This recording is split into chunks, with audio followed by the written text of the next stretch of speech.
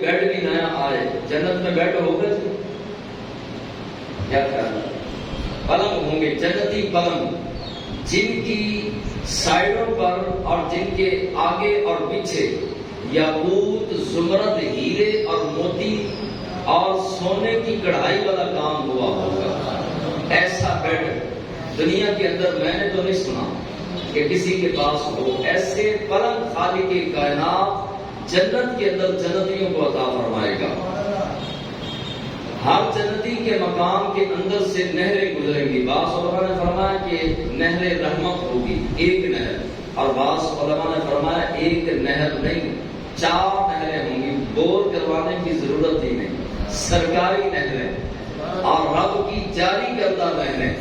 ایک نہر شراب طہورہ کی، شراب کی، پاک شراب، جو جسم کو جو ہے وہ اور دماغ کو کسی بھی قسم کا جو ہے وہ نشہ نہیں چڑھاتی، پاک بھی ہے، صاف بھی ہے اور خوشبودار بھی ہے۔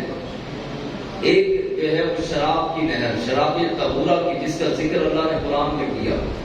ایک نہر شہد کی، ایک دودھ کی، ایک پانی کی، 4 نہریں، اور چاروں نہروں کے کنارے خالق کائنات جنتی عورتوں کو دلہنیں بنا کر بٹھائے گا، اور جیسے ہی جنتی نہر سے نکل کر اس کا دل کرے گا کہ آج شراب طہورہ کا پیالہ پیوں، تو وہ نہر کے کنارے جائے گا تو دلہن بیٹھی ہوئی دونوں ہاتھوں سے جو ہے وہ پیش کرے گی وہ پیالہ اور کہے گی اے خدا کے بندے، میں تیری کنیز ہوں، تیری باندھی ہوں، اور خالق کائنات نے مجھے تیرے نگاہ کے اندر دیا ہے، لہذا آپ مجھ سے شراب پیئے۔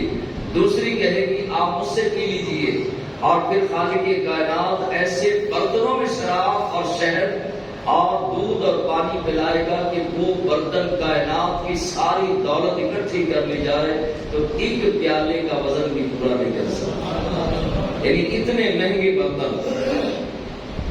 اور پھر جنتوں کے نام بھی ہر مسلمان کو یاد ہونے چاہیے، میں نے بیان کیے تھے جمعے میں، تحدیث برکت کے لیے، نعمت کے لیے دوبارہ ذکر دیتا ہوں۔ جنت الجلال، جنت جلال، کوشش کریں نام یاد رہے۔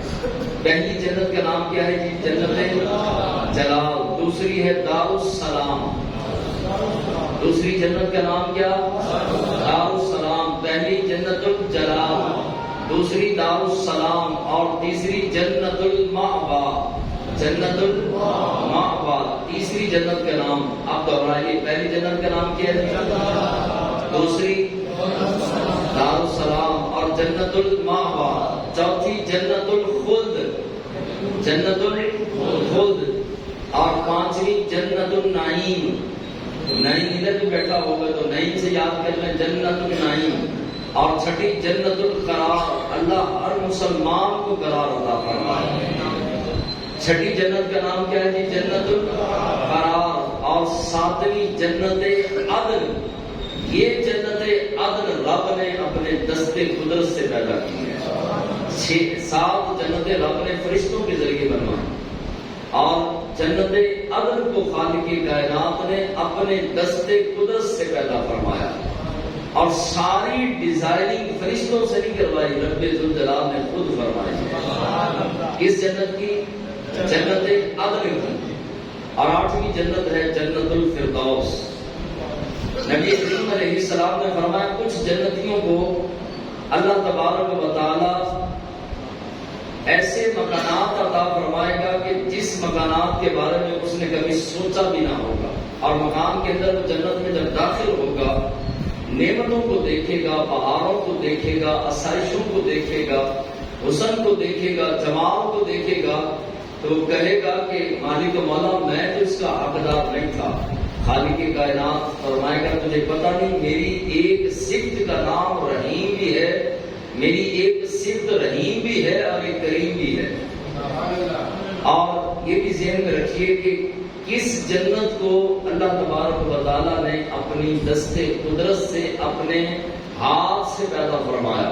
جنت عدن، عین دال نون، جنت عدن کو رب نے اپنے مبارک ہاتھوں سے خالق کائنات نے قدرت کے ہاتھوں سے بنایا۔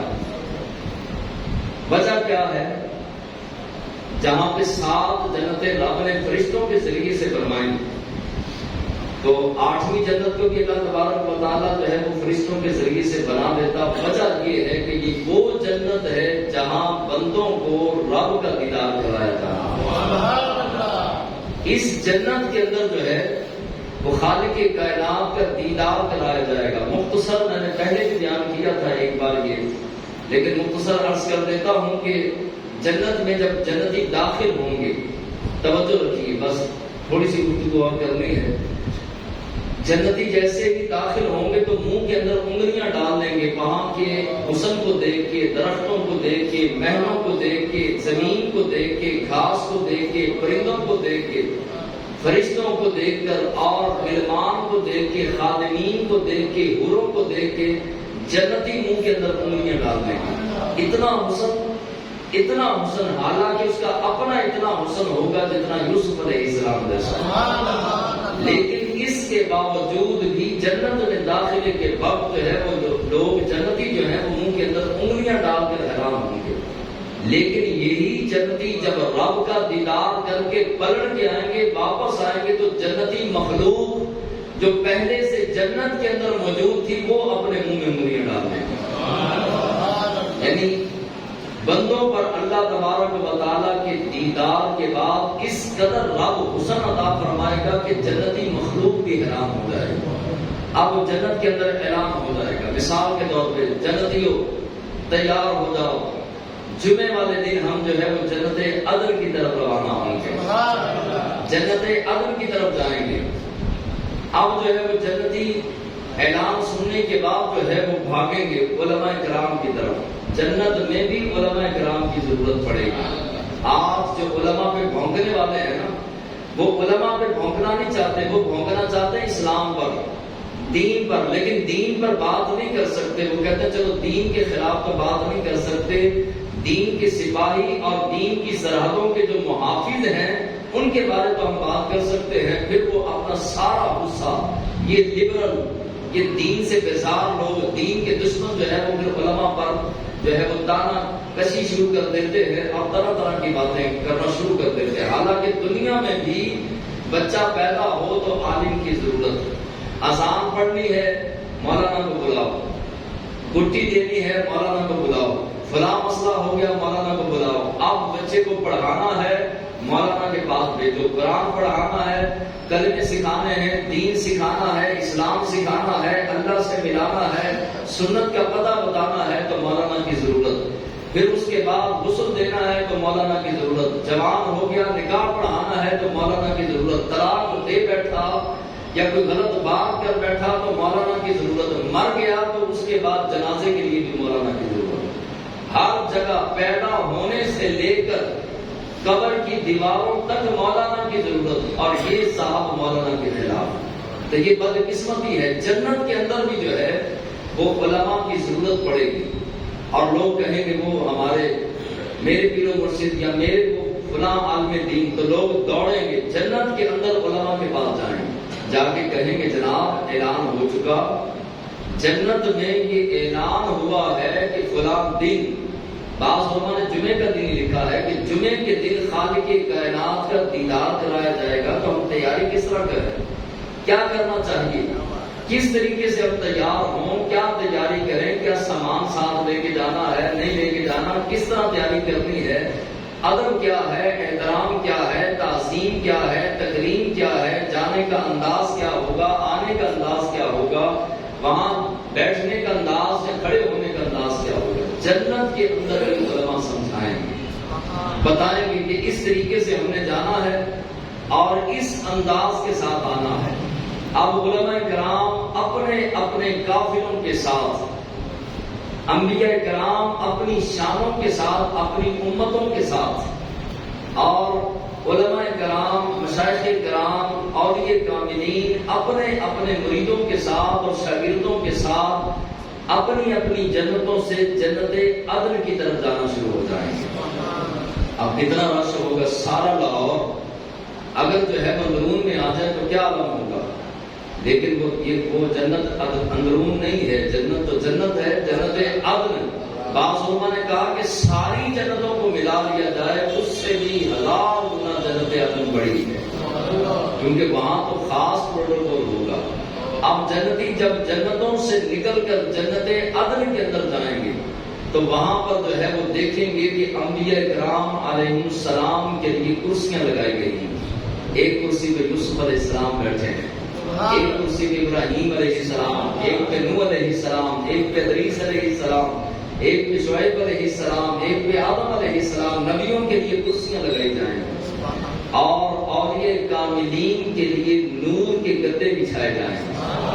نور کے گدے, روئی کے گدے نہیں, نور کے گدے بچھائے جائیں گے. ایک گدے پہ غوث پاک پادری مار کے بیٹھے ہوں گے, ایک گدے پر داتا علی حجویری بیٹھے ہوں گے, ایک گدے پہ پیر مہر علی بیٹھے ہوں گے, ایک گدے پہ شاہ شمس تبریز بیٹھے ہوں گے, ایک پہ فرید الدین گنج شکر معین الدین چشتی اجمیری بیٹھے ہوں گے. اب جنتی جا رہے ہیں اور سارے نبیوں کے لیے کرسیاں, اولیاء کے لیے گدے اور مصطفیٰ صلی اللہ علیہ وسلم کے لیے ایک بڑا تخت لگایا ہے.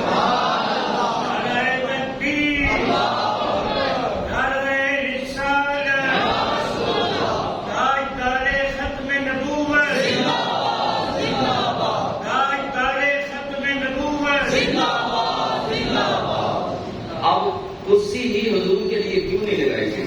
آدم علیہ السلام کے لیے بھی تو کرسی, حضور کے جد امجد حضور کے دادا حضرت ابراہیم علیہ السلام اور اسماعیل علیہ السلام کے لیے بھی کرسی, لیکن حضور کے لیے خاص انتظام, خاص پروٹوکول, کرسی نہیں بڑا تخت لگایا جائے گا. گود تکیے لگے ہوں گے اور حضور بددعا کا چہرہ چمکاتے ہوئے اس تخت پر جلوہ فراز ہوں گے. علماء فرماتے ہیں کہ کرسی کی بجائے تخت اس لیے لگایا گیا تاکہ بتا دیا جائے کہ آدم سے لے کر عیسیٰ تک میرے محبوب ورگا کوئی نہیں. جو عزت, جو مقام, جو شان, جو رفعت, جو بلندی میرے محبوب کی ہے کسی نبی کی نہیں. ہر نبی شان والا, لیکن ساری شانوں والوں سے بڑی شان والا میرا محبوب ہے. اب حضور علیہ السلام جلوہ فراز ہوں گے. اب سارے جنتی بیٹھ جائیں گے. بعض علماء نے فرمایا کہ جنتی کھڑے رہیں گے, نشہ اتنا ہوگا کہ کھڑے ہونے کا احساس ہی پیدا نہیں ہوگا. لیکن بعض علماء کرام نے لکھا کہ نہیں, جنتیوں کے لیے بیٹھنے کے لیے بھی انتظام ہوگا, مومنین کے لیے بیٹھنے کا بھی, مجمع کے بیٹھنے کا بھی انتظام ہوگا. مجمع کتنا بڑا ہوگا؟ جب سے دنیا بنی اب تک, اب سے لے کے قیامت تک جتنے جنتی جنت میں جائیں گے سب کو ایک ہی جنت میں اکٹھا کیا جائے گا. اب کتنا مجمع ہوگا, ساری دنیا پاکستان میں آ جائے تو ایک پاؤں رکھنے کے لیے بھی, دل رکھنے کے لیے جگہ نہ بچے. اب ساری کائنات کے لوگ جو مر چکے قیامت تک آئیں گے, سارے کے سارے جنت عدن میں ہوں, جنتی جنت عدن کے اندر جمع ہوں گے, ان کے بیٹھنے کا بھی انتظام. اب بادشاہوں کے بادشاہ کی دعوت ہے اور دیدار ہے. پھر حضرت داؤد علیہ السلام کو کہا جائے گا اٹھیے جی, تلاوت کیجیے, اور محفل کا باقاعدہ میلاد مصطفیٰ کا باقاعدہ آغاز کیجیے. وہ بھی میلاد مصطفیٰ ہے, آغاز ہوگا میلاد مصطفیٰ کا. اب جو ہے وہ کھڑے ہو کر حضرت داؤد علیہ السلام تلاوت کریں گے.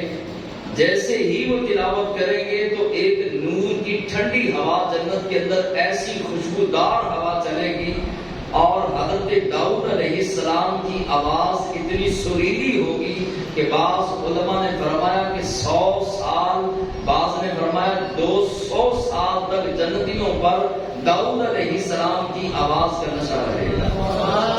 ہوش ہی نہیں ہوگا, ایسے مست ہو جائیں گے کہ 200 سال کے بعد ہوش آئے گا.